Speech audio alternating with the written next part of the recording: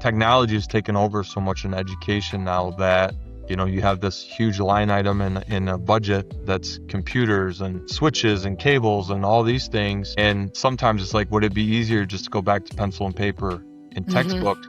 And would there be Right. benefits? And I think there really has to be kind of a balancing act with that, because you got to help set kids up for their future, which is going to be using technology. Yeah, it's not going Um, away, right? It's definitely like not going away. Yeah. and then you have the, like, get off my lawn, kids don't know cursive. It's just, we're in just such an interesting spot in society and education. Hello, everyone, and welcome to the Brighter Together podcast. My name is Janet Courtney, and my special guest today is Jeff Punches. Jeff is the superintendent at East Jackson Community Schools in Jackson, Michigan, which I lived in Jackson for 19 years. So I'm super excited about this conversation because, boy, this was in our backyard. This is where Lighthouse was born. So, Jeff, it is such a pleasure to have you on the show. Yeah, thanks for having me. So tell us a little bit about East Jackson Community Schools. Give us a little bit of demographic information. And then how did you become the superintendent there? Yeah, so East Jackson Community Schools is located on the east side of the city of Jackson. So we have a little bit of that, and then we go east into Jackson County. So it becomes pretty rural. So our district right now is about 740 kids. 10 years ago, we were over 2,000. Wow. The recession in Jackson really impacted families, and a lot of people left the area to seek better opportunities financially. So our district is very diverse, racially, socioeconomic, financially. I mean, it's pretty, for a small district. We've got a little bit of everything, ELL students, you name it. So I came to East Jackson. I actually was in education for 4 or 5 years. And then I got laid off kind of that same time the recession hit and everybody was downsizing and I couldn't get a job. And I went into data management, healthcare data management. Wow. And I learned the ropes on that. And then I got into training. My heart's always been in education, relationships, working with people, giving back. So I immediately gravitated to that. I did that for about 5 years, and I went to my wife and I said, I'm not happy. I'm working a day job. I have people that I connect with at work, but I don't feel like I'm making a difference. So I took a little bit of a pay cut to go here to work here at East Jackson to be the athletic director and assistant principal at the high school. And did that for about 6 years. My wife and I had twin daughters, and I realized that I could not put 90 hours a week in a gym or an athletic field anymore. And I moved into a middle school principal position. That's always been where my heart has been, that age group, even when I taught and coached. One day, they're farting and laughing in class. The next, you're having very mature conversations. And I always felt like that's kind of the last time with kids that you can change their path and their trajectory, because right when they get to high school, you get 15, 16, there's got to be some major situation that happens that really makes them make some different life choices. So I loved it, just the amount of mentoring I could do and conversations. And with our demographic of kids, some have two-parent homes. Most of them are single-family homes. A lot of kids live with their grandparents. So, there's just not a lot of conversation and mentoring happening in a lot of these kids' lives, and they just don't have a lot of good adults to look up to. So, I mean, that was probably my favorite part of being a middle school principal, was just those aha conversations with kids. And it's probably because I was that kid when I was, young. And I joke with my daughters because they're in first grade, but dad did not get very many recesses when he was that age. I did a lot of You were in copying. detention? Yeah, I mean, I would do something stupid out on the recess. Sometimes I was a big kid, so two-hand touch football to me turned into, the 80-pound kid went flying, or the merry-go-round, somebody got hurt, or tetherball, and I would get in trouble. And it wasn't because I did anything on purpose, but I was just, bull in a china shop. Yeah. So Yeah. I was always very academically gifted, but I just emotionally, socially, I struggled. And that's where, I had a social worker, Mr. Kent, that, man, he made a difference in my life. A lot of good conversations. He made things athletic. So sharing, we did a lot of ball games where he'd ask a question, he'd throw me the ball. I thought it was cool. I'd answer, I'd throw it back, typical boy. If a ball's involved, it was amazing. I had some really great teachers. I had a third grade teacher, Mrs. Grantham, that was just, she really, changed my trajectory. And then sports, hockey and basketball were just difference makers in my life because there was consequences to breaking the rules. Basketball, you got too many fouls, you had to sit there and watch people. And then you had the peer pressure of you're letting your team down because your teammates and your coach would get angry because, when I was that age, I was so much bigger than other kids, and that was a huge advantage. And I loved hockey. And you did something stupid. You sat in the sin bin, the penalty box, for 2 minutes, and you got to watch everybody play, and then your team's down a man, and people got Ah, quite because of, upset if the yeah, other team scored a goal. So it really made me realize that there was some real consequences to behavior. And without some key people in my life, my dad, my grandpa, some other coaches, along the way, I wouldn't be where I'm at today. And, so that to me is just a lot of people put money in my piggy bank, to help me through life. So for me, it was huge to do something to give back. So coaching, teaching. Now I'm superintendent. That was something that I always wanted to do, but it was a down the road type of thing. I did not think at 40 years old I would be a superintendent, of a district that I had worked in for a while. But it's been a blessing. I was just talking to somebody today that there's days where you're like, man, this is hard. This is awful. Why do I do yeah, this? But there's days where it's a blessing, and you're like, you're really doing work that very few people do. And I think that's the challenge. I think being the competitive person I am is I can do that. I can fix that. We can make a difference. Um, so for me, as superintendent, that enrollment piece that I mentioned earlier, how do we build that? Our yeah, kids are underserved. The resources are not available, like they are to some other kids in other areas of the state or the country. So I've been blessed that, I have some great relationships with people in our district. I'm blessed with some amazing, principals, social workers, administrators that, they really believe in my message. And, there's no sense complaining. There's no sense sitting here and know how we just got to find a way because those kids deserve it. right. Um, and, every decision I do is always based on, is it in the best interest of kids? And if it is, I'm going to sleep like a baby. The things that keep me up at night are the decisions that I have no control over, funding, legislation, things like that, that I know are going to severely impact, the kids of East Jackson, the kids in Michigan, the kids in our country. Those are the things that bother me. And I think that's what makes it real difficult, in my position, because a lot of what we do in education is reactive, and you just got to make the best of a bad situation sometimes. Yeah.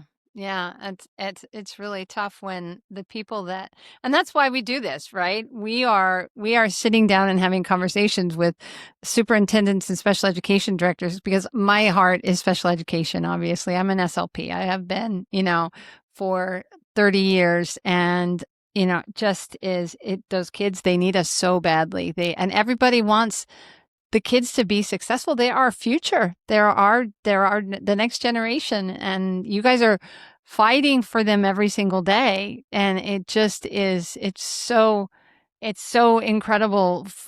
And I'm really prayerful that somebody will hear this podcast, and one of the podcasts, that or many of them, and realize that there are so many amazing people in the United States that are doing things, and we are working in a broken system, truly.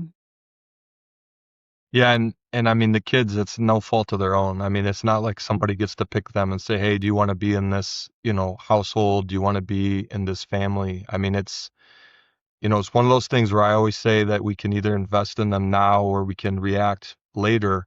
and we're going to have to, take care of them, as adults. And I want to give every kid a chance. Sometimes I don't think that's reality. But like I said, we don't get to make the game or the rules. We just got to play it. And when education's hard, social work's hard, law enforcement's hard. There's a lot of jobs, careers that are just very thankless. But I think people do it because they want to make a difference. They want to help. Mm-hmm. They want the relationships. I could never work from home. I have some friends that work from home, and I need the interaction with people.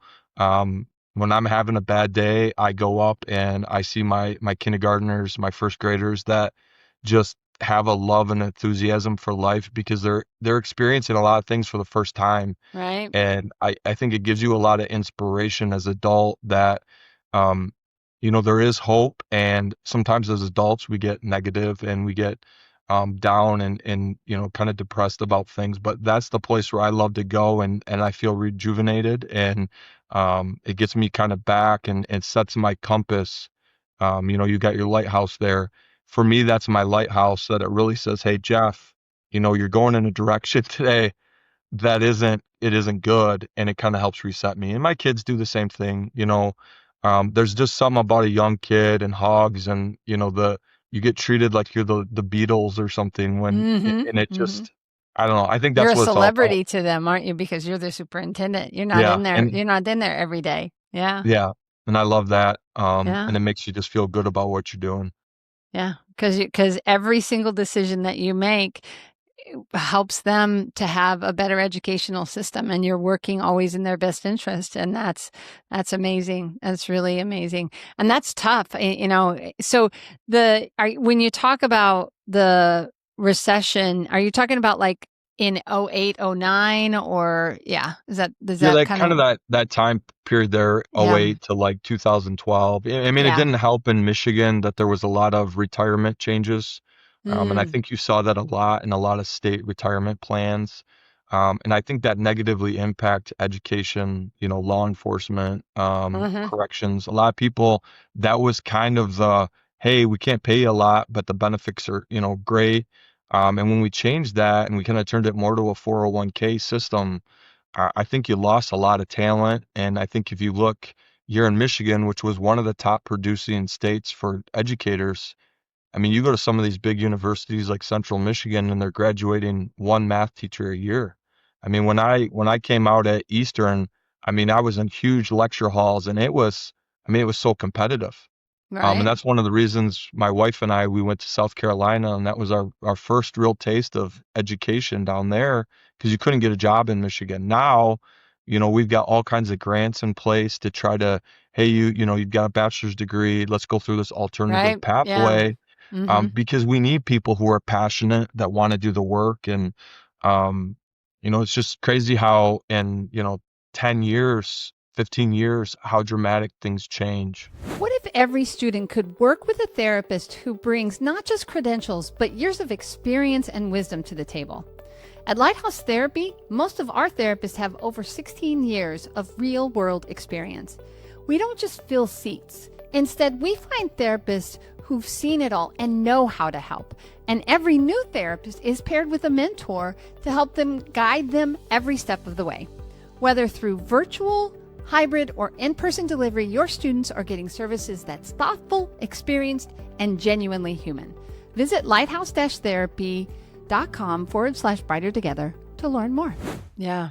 Yeah. That was a tough time. We lived in Michigan at that time too, and my husband lost his job and he went back to school, and now he's my CTO. He went back and got his degree in computers, but it was there was no work. There was no, and we were trapped in our house too because our property values just plummeted, and we ended up staying and I know there were people that just walked away. They walked away from mortgages and houses because they were trapped in them and they didn't think there was any relief. And yeah, that was a tough time for sure. Yeah. Lots of changes. Good stuff too, though. I mean, it's a beautiful state. Michigan is a beautiful, beautiful state, especially in the summer. Not so much. I don't like the Oh, cold, but yeah, yeah. I tell you, you get up to northern Michigan, and to me, you get up around Traverse City and, Mm-hmm. um, up there in that area in Lake Michigan, it's picturesque. Yeah.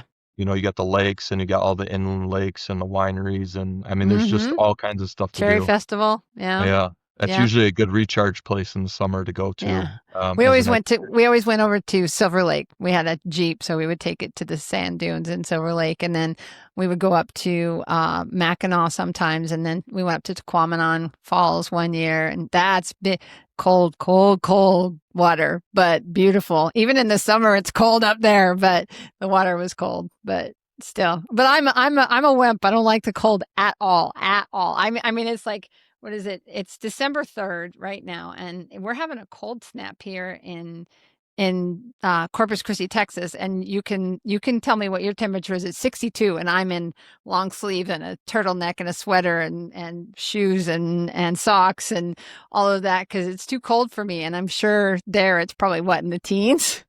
Yeah, it feels like 14. And it's usually like that Yeah, first week of that weather. You're like, why do I live here? This is awful. And then, you everybody get kind of used to it. adjusts to it. Yeah. Yeah. Um, But you guys got snow early. I mean, it's November. There was just a snowstorm. It's usually not that early, I don't think, if I remember yeah, we correctly. we got they were predicting about a foot of snow. We got about 6 inches, but I mean, I remember a kid. My birthday is on Monday, December 8th, and Oh, I happy remember that birthday. was always like hey, are we gonna get the school day off for your birthday? And a couple times I did have no school on my birthday, which was pretty cool. And then But we would even have snow days in April. I remember having when I was working for Jackson Public, I had snow days in April. Yeah, yeah, yeah, but yeah, I mean, as a kid, like I just love school. So I mean, you get to do a lot more outdoor stuff when you had school off. But um, yeah, now snow days are great, but it has consequences on yeah. families that they've got to find child care for their Childcare. kids, Yeah, and you got a lot of that you have to think about now as a superintendent. So, but then you have safety and all that you have to think about too. yeah. So that's always the fun. Yeah, yeah, right. Juggling the Balancing pros and act. Yeah, cons. yeah. Yeah. Juggling. What's the best answer, right? And no one's ever going to 100% agree with the choice that you made, are they? No, but what I don't want to come in and know that, a car crash or something happens, and because that would be, just an awful feeling to second guess yourself there. So I always try to, default to, yeah, would I want my kids driving, in that weather? Would I want my wife, commuting to work in that? And that usually gives me a pretty good answer on what to do. Yeah, right, for sure. Yeah. That is one thing that's funny about Corpus Christi. It's like if it gets cold here, or if they say there's a potential that it's going to snow, they shut down.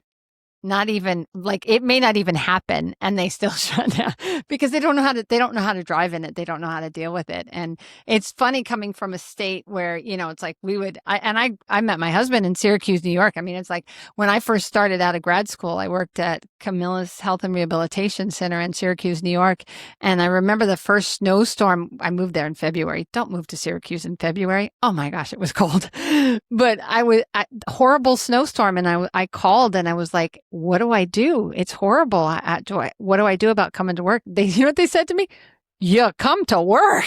There was Hmm. you don't not come to work because of snow. That just was, all that lake effect snow. It was but yeah. So the things that you learn as you grow, right? And the way that we handle it here versus there versus, it's crazy. Yeah. Yeah, Um, Okay. So, one last question. So, sure. if you could miraculously fix one thing that in your world as a superintendent, it can't be money because we know everybody needs money. Everybody needs more money. But if you could miraculously fix one thing as a superintendent and never have to deal with it again, what would that one thing be? Well, I think it's like two. I would get rid of cell phones and social media. I think it's the impact it has on even adults. I mean, kids are addicted to it. It's impacting every minute of their day, their life. It's like, you ever seen Lord of the Rings? It's like Mm-hmm. the precious ring of Smeagol. Oh yeah, That is, yeah, and everybody has their different ideas on things to do. we've tried to be proactive and eliminate it from the classrooms. But I mean, short of searching kids every day, um, it's kind of a uphill battle. It puts a lot of pressure on teachers. And then you have the whole aspect of you're turning something into a discipline problem. And then Mm, you have all the drama that comes from, Snapchat, Facebook, Instagram. You got hmm. the mental health impact on kids, girls specifically, body images, filters.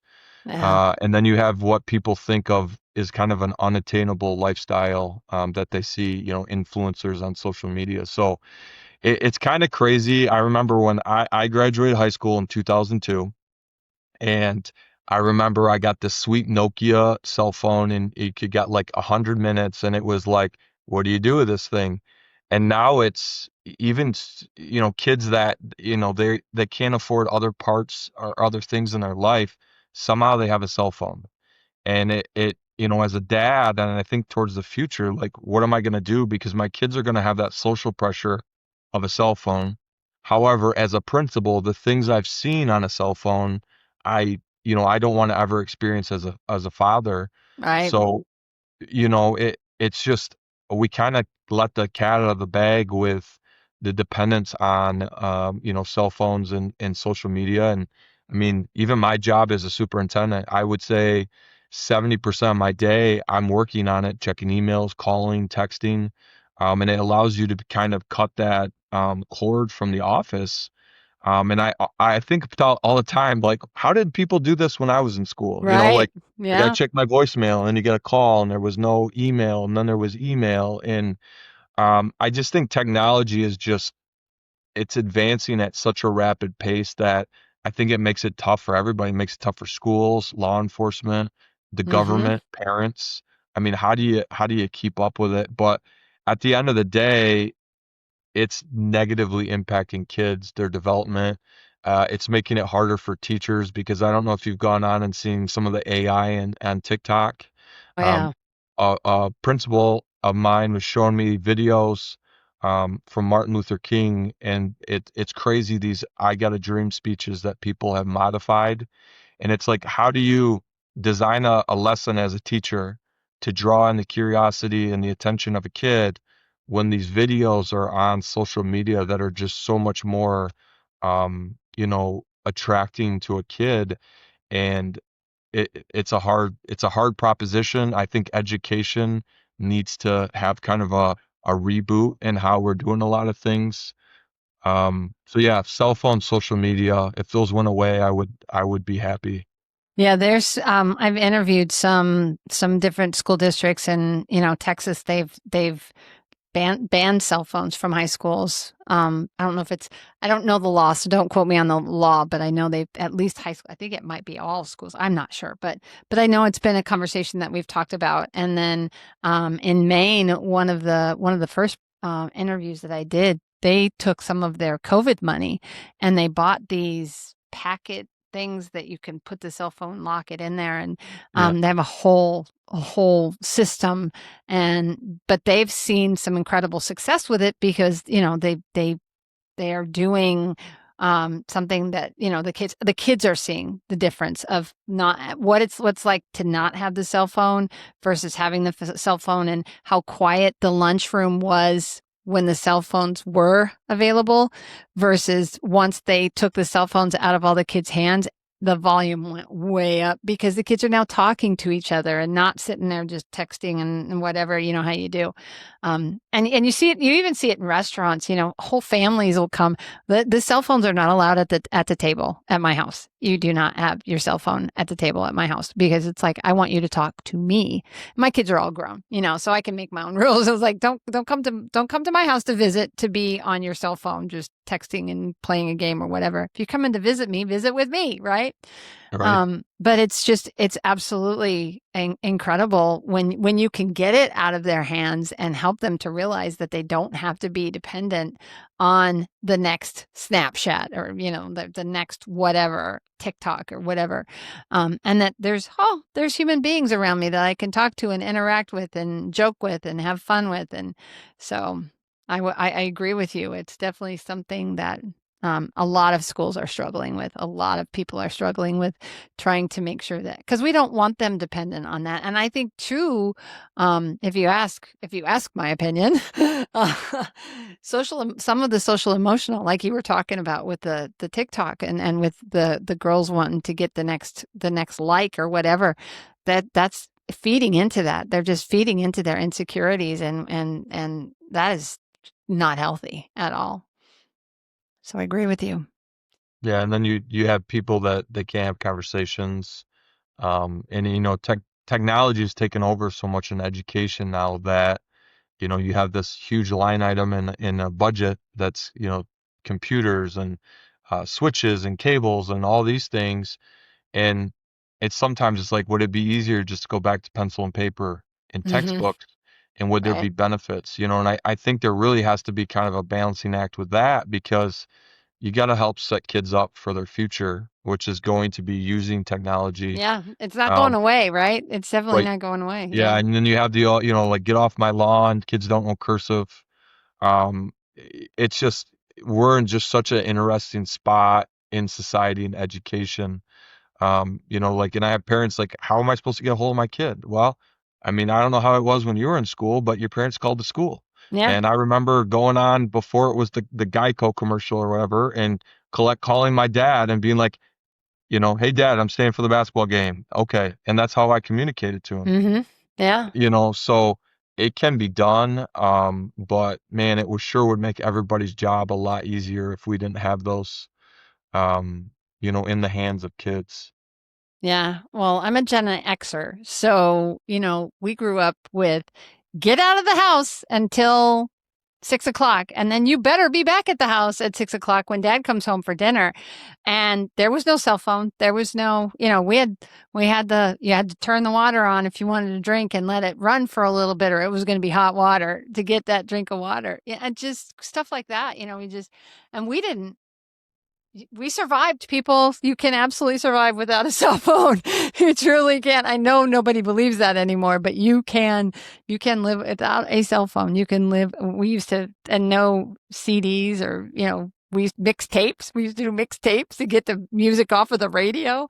Oh Hmm. my goodness. And no instant anything. There was no instant, no Instagram, no Facebook, no, yeah, yeah, different world, definitely a different world.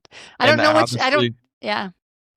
I'm so glad that I was able to grow up, in the 80s and 90s, and not, I mean, our biggest problem was like diabetes from all the sugar and all the dyes and everything that got shoved down, Red dye and number 7 or whatever it was. yeah, no helmets, no, like, how did you not, like, Yeah. have a massive injury, because of all the safety things that we just No had seat no belts. idea.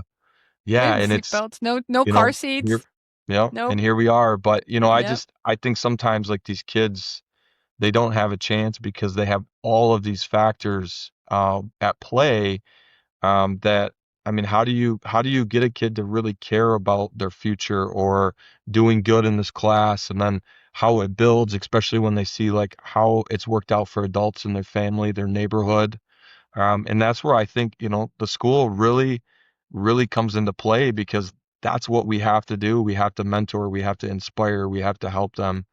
Um, and we're going to continue to do that until, you know, um, Right. somebody Yeah. tells us to do something differently, right? Yeah. So I don't know, like, what the answer is. I don't know if there is a good answer. It's like, it's because it's not going away. We know it's not going away.